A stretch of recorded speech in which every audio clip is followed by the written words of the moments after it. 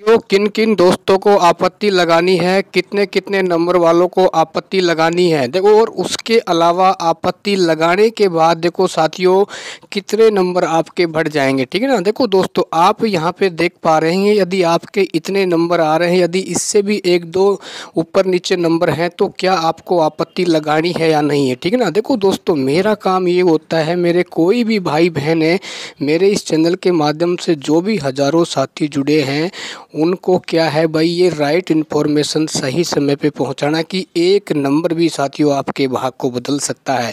क्योंकि कई बार हमारे कई युवा साथी ये सोचते हैं कि पता नहीं आपत्ति नहीं लगाएंगे तो हमारे नंबर बढ़े या नहीं बढ़े, इससे अच्छा है हम आपत्ति लगाते ही नहीं है, हमारे 300-400 रुपये लग जाएंगे, हमें आपत्ति लगाने की कोई आवश्यकता नहीं है, ठीक है ना। बाकी कोई और साथी लगा देगा आपत्ति तो हमारे नंबर बढ़ जाएंगे, ठीक है ना। देखो दोस्तों, सबसे पहले आप ये देख पाएंगे कि यदि आपके इतने नंबर हैं, चाहे आप कोई सी भी कैटेगरी से हैं, मैंने यहाँ पे सभी कैटेगरियों को शामिल कर दिया है। यदि आपके पास मार्किंग नंबर से यदि आपके एक नंबर पीछे है, यदि मान लो 2 नंबर आगे भी है ना, तो आप आपत्ति ज़रूर लगाएं मेरे साथियों। क्योंकि ये भर्तियां साथियों हर साल नहीं आती है, क्योंकि इन भर्तियों को आने में और कंप्लीट होने में साथियों कम से कम ये मान के चलो, जैसे रीट भर्ती है भाई लगभग 3 या 3.5 साल में आती है, कभी कभी ऐसा होता है कि 2 साल में आ जाती है ना। तो इसलिए दोस्तों, ये जैसे ये रीट भर्ती है, इसको कंप्लीट होने में 2026 में कंप्लीट होगी। उसके बाद जो नई रीट भर्ती कब आएगी, जब बीजेपी सरकार जाएगी उस समय भर्ती निकालेगी, है ना। तो इसलिए साथियों ऐसा ना हो कि आपके एक नंबर भी कम पड़ रहा है ना पात्रता से, मैं तो ये कहता हूँ आंख मीच के साथियों आप आपत्ति लगा दीजिए, ठीक है ना।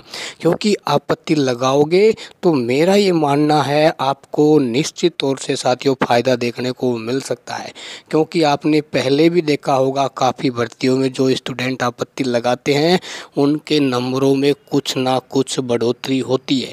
इफ जैसे मान लो कि भाई यहाँ पे एक विधवा कैंडिडेट है जिसके 75 नंबर आ रहे हैं, ठीक है ना, और मान लो ये आपत्ति नहीं लगाते हैं और एक नंबर कम हो जाए तो फिर क्या करोगे आप भाई, आपकी पात्रता क्लियर नहीं होगी, फिर ना तो आप रीट मेंस में बैठ पाओगे, फिर आप अपने मन ही मन सोचोगे कि काश मैंने आपत्ति लगा दी होती तो ये हाल मेरे साथ नहीं होता, ठीक है ना। और उसके अलावा जैसे कि मान लो कि भाई एक जनरल कैंडिडेट है, यदि उसके 89 नंबर आ रहे हैं और उसको लगता है कि भाई मेरे आपत्ति लगाने से एक नंबर बढ़ जाएगा, और कई बार होता है 2-2 3-3 नंबर आपके बढ़ जाते हैं आपत्ति लगाने के बाद। और आप सभी को पता है साथियों कितने क्वेश्चन हैं आपत्ति वाले, और काफ़ी के आपके पास प्रूफ भी है ऑथेंटिक बुक के, ठीक है ना। तो इसलिए आपत्ति लगाएं, ये बिल्कुल भी ना सोचे मेरे दोस्तों कि मेरे तो पैसे लग जाएंगे, नंबर नहीं बढ़ेंगे तो मेरे पैसे बर्बाद हो जाएंगे। भैया ये आपकी लाइफ का सवाल है, ठीक ना। देखो लाइफ है वो किसी भी दिशा में कब बदल जाए ये किसी को नहीं पता होता है, लेकिन उसको बदलने के लिए हमें पहले साथियों फैसले उठाने पड़ते हैं ना। तो आपका काम है कि आप आपत्ति ज़रूर लगाएं, और मेरा तो ये मानना है आज नहीं तो कल लगा दीजिए, कल नहीं तो आप परसों लगा दीजिए, लेकिन आपत्ति की लास्ट डेट से पहले आप ज़रूर लगा दें, ठीक है ना। क्योंकि जैसे ही आपकी फाइनल आंसर की जारी होगी 10 या 12 अप्रैल के आसपास, आप ध्यान रखना साथियों निश्चित तौर से कुछ ना कुछ नंबर आपके ज़रूर बढ़ते हुए नज़र आएंगे। और यदि मान लो बोर्ड नॉर्मलाइजेशन भी अपना लेता है, लेकिन मुझे नहीं लगता है कि नॉर्मलाइजेशन करेगा।